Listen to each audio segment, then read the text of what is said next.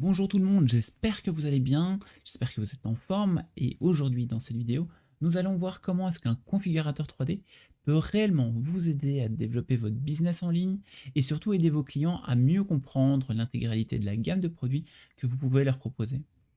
Pour ça, j'ai choisi de travailler sur la marque Panzerglass, qui est une marque que j'aime beaucoup leurs produits, mais j'ai trouvé que sur leur site, c'était relativement compliqué d'arriver à voir les différentes déclinaisons, et puis j'ai trouvé qu'il y avait quand même pas mal de petites choses qui étaient perfectibles, et pour lequel un configurateur 3D était vraiment adapté. C'est pourquoi on va travailler en deux étapes. La première étant, on va aller visiter leur site internet, et puis la deuxième, on va parcourir la petite interface avec le configurateur 3D que j'ai réalisé. C'est une petite maquette, ça a vocation d'être là plutôt pour informer, plutôt que d'avoir un réel travail de web design d'expert, puisque mon boulot, c'est de créer des modèles 3D, des configurateurs, des visuels produits pour les marketplaces, absolument pas du design, et là-dessus, il y aura des web designers qui sont bien mieux placés que moi pour pouvoir en parler. Pour ça, on se retrouve donc directement sur le site Panzerglass, sur lequel on retrouve évidemment la coque du téléphone. On voit le packaging, l'information produit avec évidemment classiquement les boutons d'achat, les recommandations, etc. Juste déjà, ce qu'on peut noter, c'est qu'évidemment ce bouton, ces images, excusez-moi, sont des images qui sont cliquables. Quand je passe le curseur dessus, on voit que mon curseur change. Juste ça, je trouve ça déjà dommage que ce ne soit pas en surbrillant.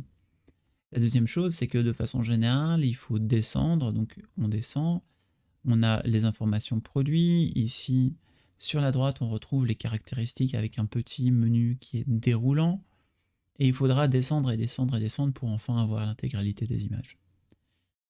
On peut encore continuer, hop, on revient sur des informations et des produits qui sont complémentaires, et c'est seulement quand on arrive en bas de page, et pour le coup j'ai déjà un petit peu navigué sur le site internet, c'est ça qui fait qu'on voit les différentes déclinaisons couleurs. Mais si c'est pas le cas, il n'y a aucun endroit où on peut voir ces différentes déclinaisons de couleurs, et ça c'est bien dommage. C'est pour ça que j'ai pensé à avoir une interface plutôt comme ceci, sur laquelle on intègre un configurateur 3D, et pour laquelle je suis convaincu que ça peut avoir une plus-value. Alors ici on retrouve le produit qui tourne, hein, donc avec une animation, mais évidemment on peut venir interagir avec ce produit, hop, zoomer, se déplacer et voir les différents détails du produit directement à partir du modèle 3D. Comme je vous l'ai dit, j'ai proposé d'avoir les différentes déclinaisons couleurs, et c'est pourquoi ici en dessous, on retrouve les quelques boutons avec les différentes coques. Tout est compatible évidemment, voilà, on peut tourner, etc. Si on regarde au niveau des coques, on se rend compte que la coque blanche, noire et bleue sont des coques qui sont opaques, sachant que les deux coques qui sont ici sont plutôt des bumpers avec du verre trempé en fait sur l'arrière.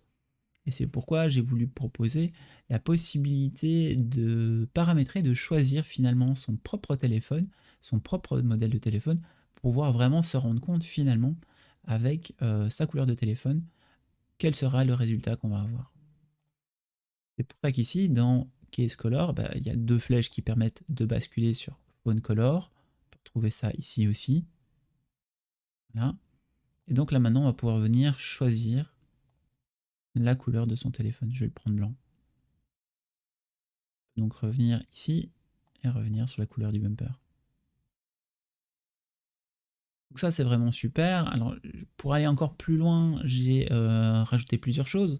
La première, c'est une série d'annotations. Et là ici on retrouve les caractéristiques qui sont des caractéristiques qui sont localisées. Donc ici on va retrouver la caractéristique liée au cadre, hein, au cadre du produit, au cadre des caméras, excusez-moi.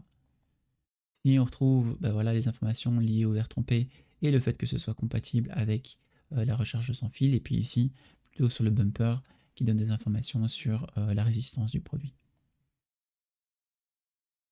Dernière petite chose qu'on a ajoutée, c'est ici un petit bouton d'animation qui permet de voir du coup ici la coque en mode transparent, et ici de voir l'intérieur de la coque. Simplement on a la possibilité d'ajouter ou de retirer voilà, le téléphone pour voir avec et sans téléphone. Donc à partir du moment où on a ici les informations de produit, évidemment, on dégage cet espace-ci sur lequel on pourrait venir récupérer hop, ici ces informations-là et venir mettre du coup les recommandations en bas de page. J'espère que vous aurez compris que ici, ça n'avait absolument pas pour vocation de travailler sur du web design, mais plutôt de vous montrer l'intérêt de travailler sur un configurateur 3D, surtout que c'est hyper facile et très rapide à mettre en place quand on a en plus, pour le coup, certains modèles 3D déjà existants. J'espère que vous avez appris des choses, j'espère que ça vous a donné peut-être des idées pour travailler sur votre propre site internet. Si vous connaissez des gens qui ont un business en ligne, n'hésitez pas à leur partager. Je pense que ça peut vraiment avoir une plus-value pour certaines marques, surtout pour des marques comme celle-là. Et donc, en tant que client, en tout cas, moi, c'est ce que j'aurais aimé retrouver chez eux. Et donc, c'est pour ça que j'ai souhaité leur partager. J'espère que vous avez vu des choses. Alors, je vous souhaite une bonne journée, une bonne après-midi, et puis on se retrouve très bientôt pour une prochaine vidéo. Ciao, ciao.